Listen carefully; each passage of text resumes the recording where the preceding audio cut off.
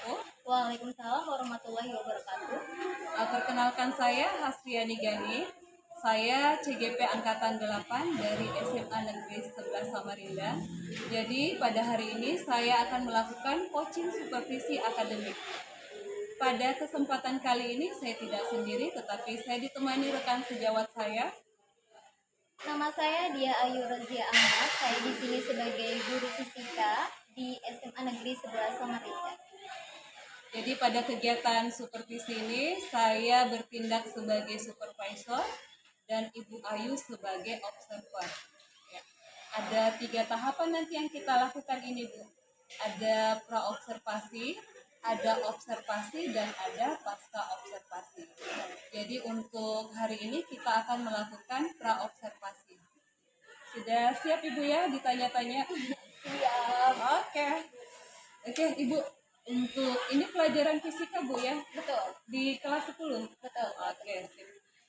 Pertanyaan pertama Bu ya. Kira-kira untuk kegiatan nanti untuk observasi kira-kira tujuan pembelajarannya apa Bu? Untuk tujuan pembelajaran sendiri, di sini saya sudah menuliskan ada 2. Yang pertama itu peserta didik mampu menjelaskan cara mengukur menggunakan alat ukur panjang seperti mistar, jangka sorong, dan mikrometer stroke. Yang kedua, peserta didik mampu melakukan pengukuran dengan alat ukur panjang. Nah, jadi karena materi yang saya ambil itu tentang pengukuran, otomatis tujuan pembelajaran yang saya ajukan ini juga tentang pengukuran. Jadi intinya menjelaskan cara mengukur, terus kemudian bagaimana cara mereka melakukan pengukuran dengan benar.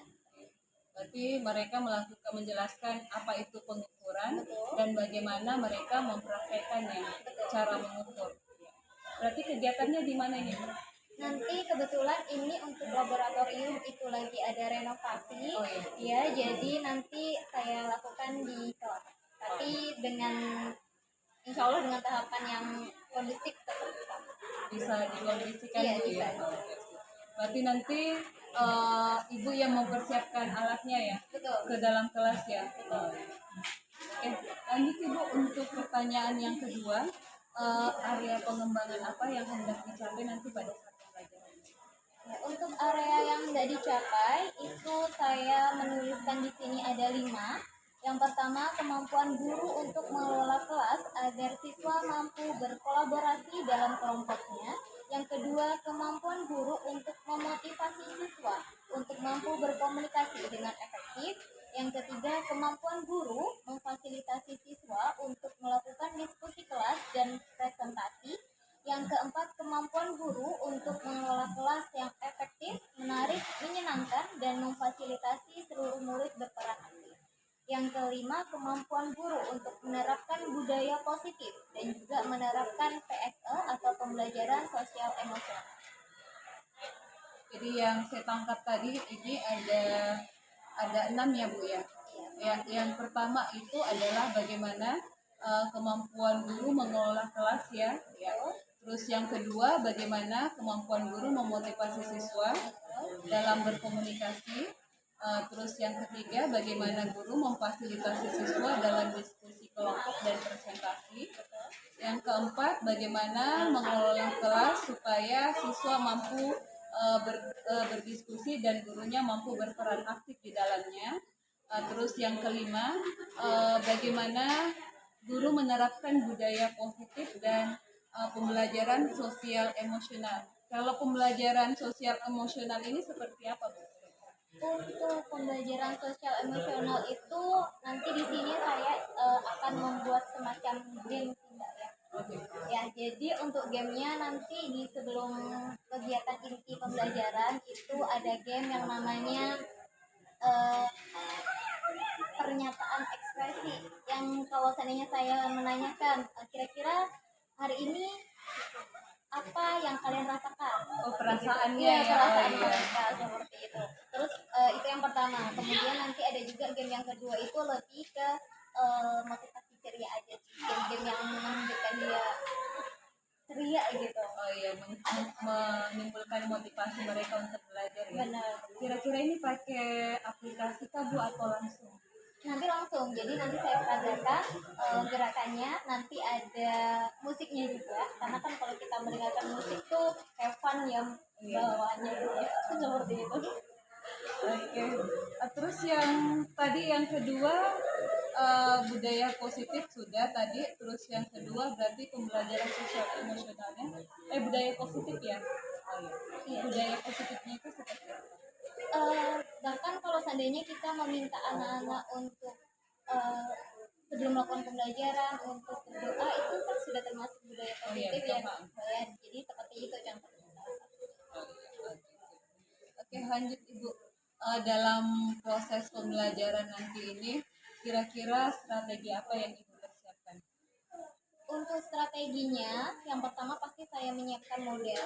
Model yang saya ambil di sini problem based learning. Kenapa saya ambil problem based learning? Karena saya rasa dalam materi pengukuran ini tepat menggunakan model pembelajaran problem based learning karena berbau masalah. Jadi nanti ada sebuah video atau gambar saya tampilkan ke depan, terus saya minta mereka kira-kira ada permasalahan apa sih di dalam video atau bahkan di gambar tersebut.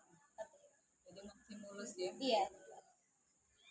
Dan untuk metode pembelajarannya itu saya menggunakan diskusi dan juga presentasi. Untuk media pembelajarannya yang sudah saya sampaikan tadi berupa gambar dan juga video. Terus penilaiannya ada penilaian kinerja, sikap, dan juga nanti ada menghasilkan produk. Jadi kalau yang saya tangkap dari Ibu Dia, berarti strategi yang dipersiapkan ada 4 poin penting. Yang pertama adalah model pembelajaran, yaitu PBL. Terus yang kedua ada metode diskusi dan presentasi. Dan yang ketiga adanya media bahan ajar berupa gambar dan video. Dan yang keempat penilaian atau asesmen, yaitu berupa kinerja, sikap, dan produk nanti ya. Berarti produknya nanti ini divariasikan ya? Iya. Sesuai dengan pembelajaran berdiferensiasi Bu ya? Benar. Oke. Satu lagi kayaknya pertanyaan saya Ibu Dia. Iya. Kira-kira kapan pelaksanaannya Bu? Saya lihat jadwal dulu ya. Iya, Bu, ya. silakan Ibu. Sebentar. Kadang saya ini lupa untuk jadwal siswa.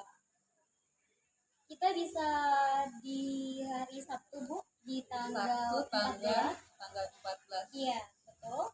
Ini jam keberapa Bu? Kebetulan saya ini jam siang Bu ya. Jadi jam ke-34 itu sekitar jam 2.30 sampai jam 4.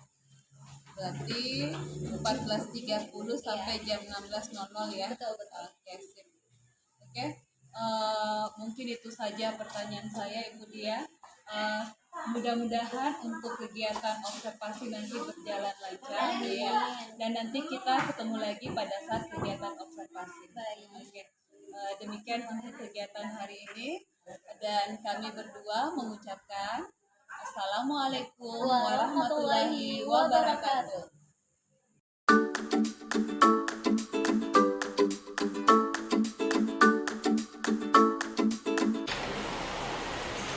Sebelum memulai pembelajaran, saya buka dulu. Assalamualaikum warahmatullahi wabarakatuh.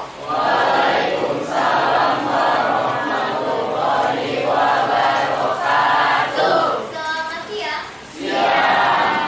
Sebelum memulai pembelajaran, saya minta untuk perwakilan laki-laki memimpin doa. Sebelum belajar, mari kita berdoa menurut agama dan keyakinan masing-masing. Doa dimulai.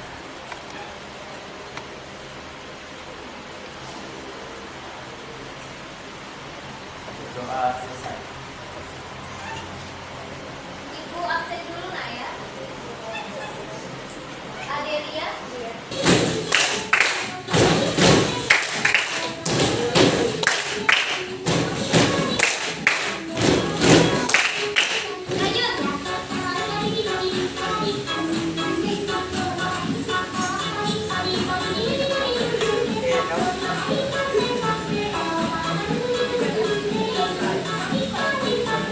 Tidak bermain handphone ketika jam pembelajaran kecuali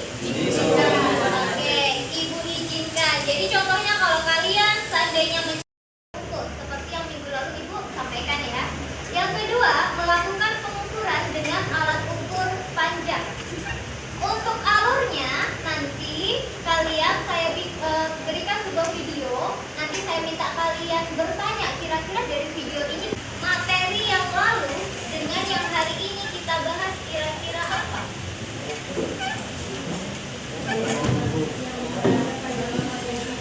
Oke, cara mengukur yang baik dan benar. Terus apa lagi?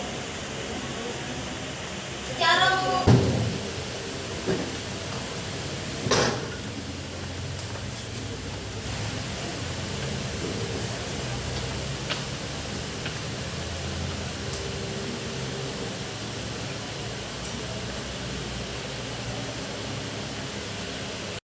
video yang sudah kalian tonton. Apa yang ingin kalian tanyakan? Kira-kira rumusan masalahnya seperti apa?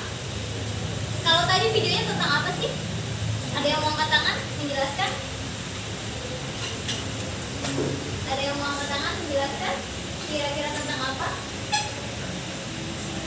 Boleh? Ya.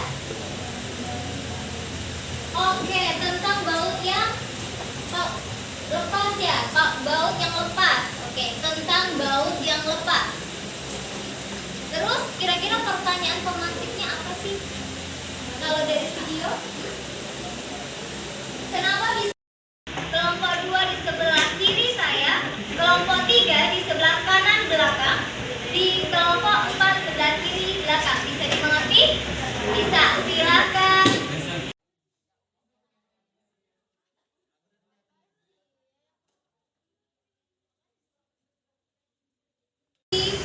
Iya baik. Dikerjakan. Lalu bagaimana cara pembagiannya? Nanti untuk pembagian sendiri kalian harus menentukan. Contohnya 2 orang memegang alat mikrometer skrup, 2 orang lagi memegang alat yang namanya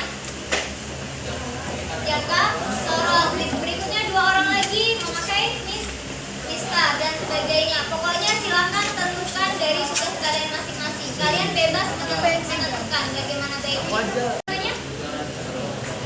Ayo apa ini? Mikrometer skrup. Mikrometer skrup itu juga sama. Ya, dia memiliki 2 skala. Yang ini skala apa? Utama. Nah, belum.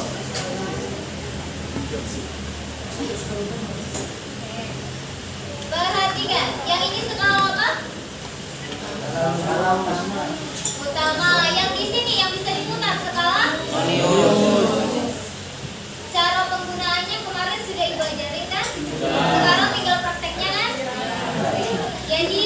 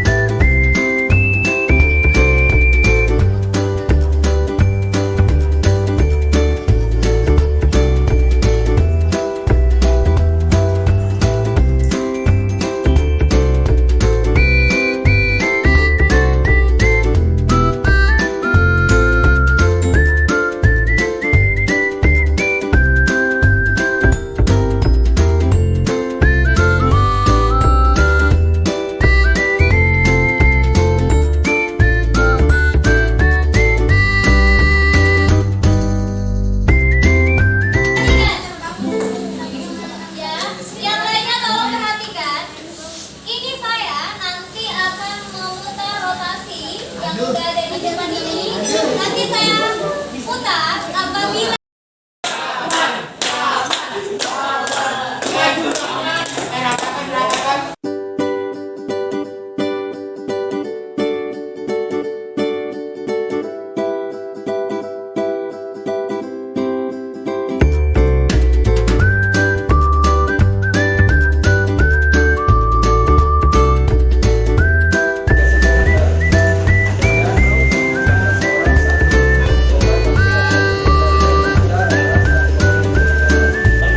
ukurannya tidak sesuai. Warnanya berubah.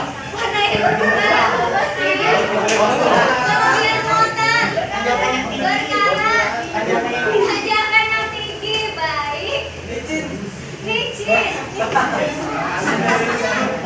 lanjut. Ya, jadi ada beberapa faktor yang menyebabkan mur itu bisa patah. Bisa yang tadi berkarat, kemudian karena kelebihan muatan, terus ada lagi karena pengukurannya tidak sesuai antara besar mur dan juga besar bau. Untuk menjadi siswa yang baik itu harus dia memiliki attitude yang baik. Kalau seandainya attitude kalian itu minus, otomatis nilai kalian juga minus. Sepintar apapun kalian, jika kalian tidak memiliki attitude atau perilaku yang baik, otomatis itu kalian tidak baik. Bisa dimengerti? Bisa. Terima kasih, saya akhiri sampai di sini. Wassalamualaikum warahmatullahi wabarakatuh.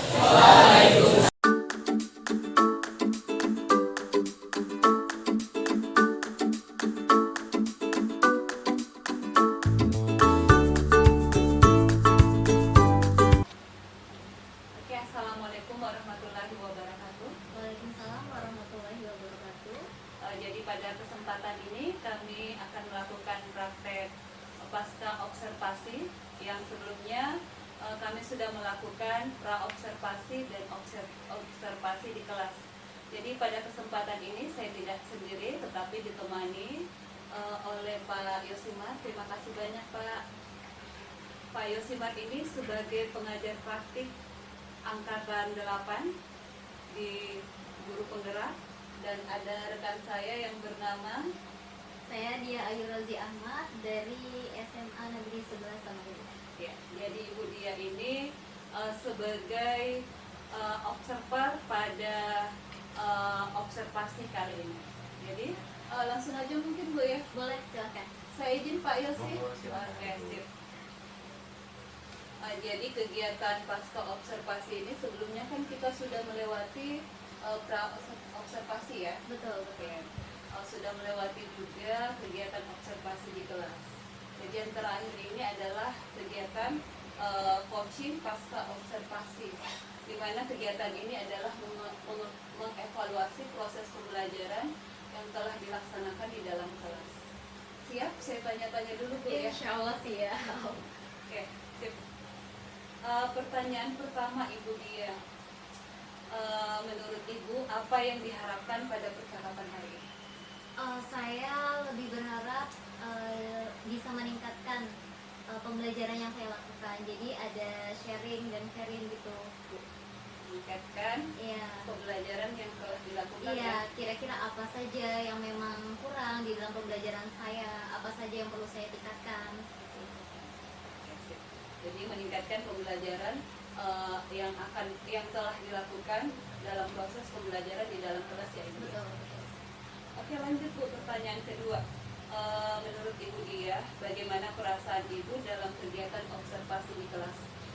Perasaan saya senang sih Mbak, Ibu ya. Mohon maaf Mbak. Saya senang.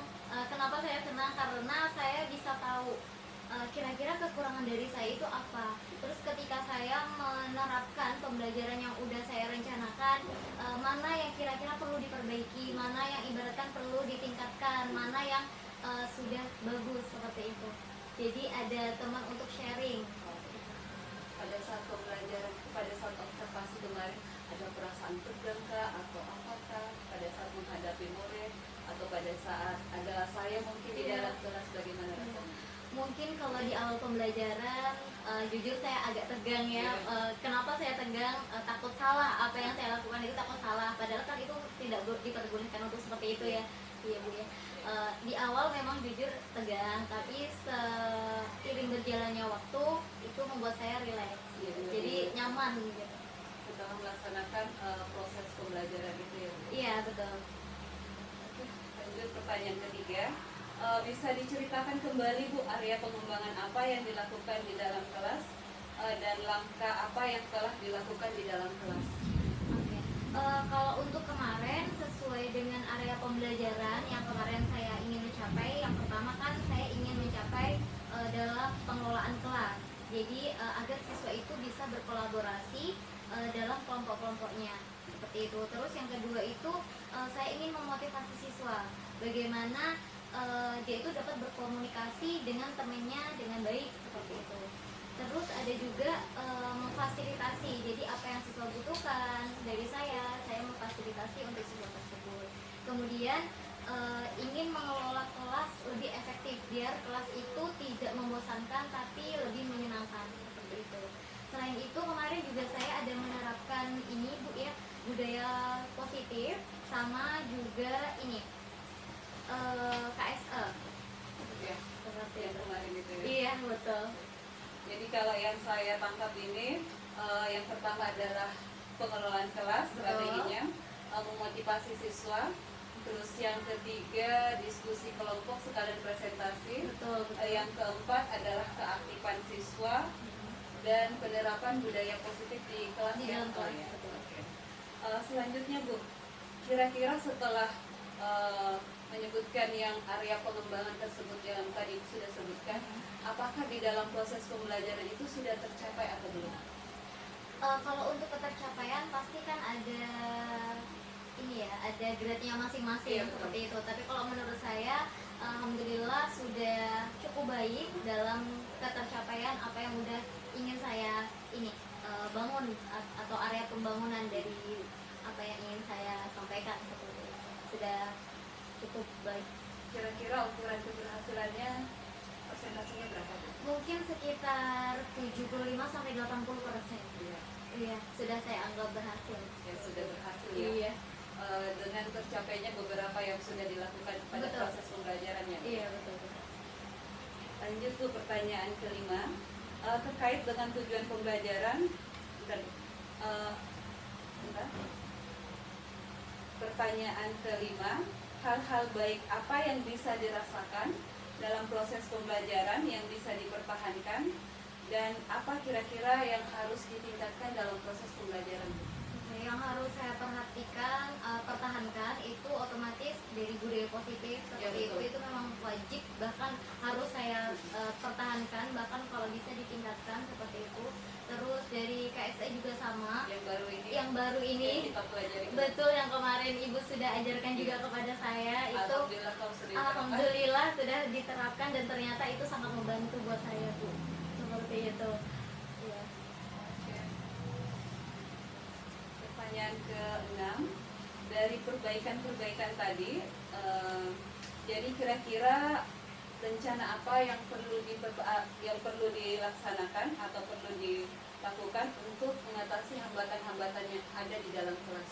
Oke, untuk hambatan itu sebenarnya awalnya di pertama pembelajaran. Mungkin ada beberapa kemarin kendala seperti NK saya yang tidak mau connect seperti itu. Jadi lebih harus bisa memanage waktu. Iya, betul. Seperti itu karena waktu itu kan sangat penting di dalam pembelajaran. Jadi mungkin kedepannya saya akan ini mencari solusi seandainya plan A, plan B. Kalau ada masalah seperti itu, apa yang harus saya lakukan biar kejadian seperti yang kemarin itu tidak terulang lagi dalam memanage waktu. Jadi pengalamannya yang sebelumnya, Iya. perlu ada rencana kedua ya, Betul. atau ketiga ya. Betul, betul. Oke, betul. Jadi evaluasi pembelajarannya seperti itu. Iya. Ya. Lanjut Bu, pertanyaan ke-7, ukuran keberhasilan atau indikator keberhasilan rencana perbaikan Ibu bagaimana? Kalau rencana saya untuk ini mungkin di semester yang akan datang Ibu ya, Ya, rencana saya itu saya akan memperbaiki di semester yang akan datang. Kenapa? Karena ini termasuk waktunya mepet. Sebentar lagi kita project. Setelah project itu ada masuk mungkin beberapa kali baru semester. Nah, mungkin saya akan lakukan di semester berikutnya, dimana perlakuan itu ibaratkan untuk semuanya akan saya tingkatkan. Bagaimana seperti model, apakah udah cukup bagus atau belum gitu. Seperti itu. Intinya semua dari strategi, model, dan bahan ajar ataupun semuanya saya akan perbaiki. Jadi lebih divariasikan Iya, ya dalam betul. proses pembelajaran ya, Betul, betul. baik secara metode pembelajaran, bahan ajar, Iya, dan mungkin tugas-tugasnya ya. iya gitu. Oke, lanjut. Untuk rencana tersebut, kira-kira siapa yang Ibu akan libatkan nanti dalam kegiatan ini? Untuk kelibatan sendiri otomatis pasti teman sejawat, sama juga seperti ibu ya. Mungkin saya akan meminta bantuan lagi, bagaimana kalau seandainya ada saya kendala gitu, bagaimana saya meningkatkan proses pembelajaran biar lebih bagus lagi. Dengan Terus senang hati membantu. benar, terus kemudian pasti dengan siswa, saya melibatkan siswa karena kan pembelajaran itu berfokusnya kepada peserta didik ya Bu Iya, ya. betul. Jadi peserta didik dan juga teman sejawat. Jadi tadi sudah Ibu sampaikan ya dari kegiatan tadi. Mungkin saya memberikan umpan balik ya Bu ya. Jadi di sini saya tidak menggurui, tapi di sini saya bagaimana berbagi ilmu saya yang telah saya pelajari pada pembelajaran di calon guru pemuda penggerak Bu ya. Jadi sama-sama sharing berbagi ilmu. Oke, untuk kegiatan observasi. Jadi catatan refleksi saya Bu, setelah Ibu melakukan observasi kelas, di sini saya dapat menyimpulkan pelaksanaan pembelajaran sudah sesuai dengan urutan-urutannya yang telah dipersiapkan. Namun ada beberapa kendala sedikit. Ya, tadi juga Ibu sudah memberikan solusi sendiri. Jadi di sini kendalanya yang perlu ditingkatkan adalah mungkin pada saat persiapan dalam proses pembelajaran ya, yang agak kita ketinggalan waktu beberapa menit ya. Betul. Dan ya termasuk ini adalah manajemen waktunya. Mungkin dalam proses pembelajaran kemarin itu agak lebih waktunya ya, lebih dari 2 jam yang telah kita rencanakan sebelumnya. Betul. Terus di sini saya juga sudah melihat review untuk modul pembelajaran sudah sesuai, sudah diterapkan juga pembelajaran berdiferensiasi di kelas, sudah diterapkan juga budaya positif ya, dan yang terakhir itu yang kita sama-sama belajar kemarin, yang kita sharing juga sama-sama kemarin adalah penerapan pembelajaran sosial emosional di kelas. Jadi bagaimana kita menerapkan supaya berdampak positif bagi siswa kita di dalam kelas.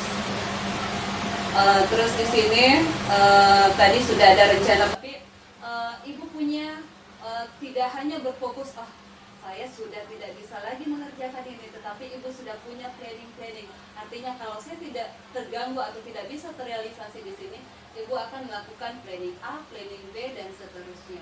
Jadi sudah ada cara mengatasi bagaimana melaksanakan atau melakukan penerapan pembelajaran supaya tetap berjalan sebagaimana mestinya. Ya. Mudah-mudahan apa yang kita laksanakan, apa yang Ibu harapkan dalam proses pengembangan diri atau refleksi diri untuk hari ini berjalan dan terrealisasi segera Bu ya. Amin. Dan saya ucapkan terima kasih atas waktunya, Ya, terima kasih. telah berbagi ilmu juga dengan saya.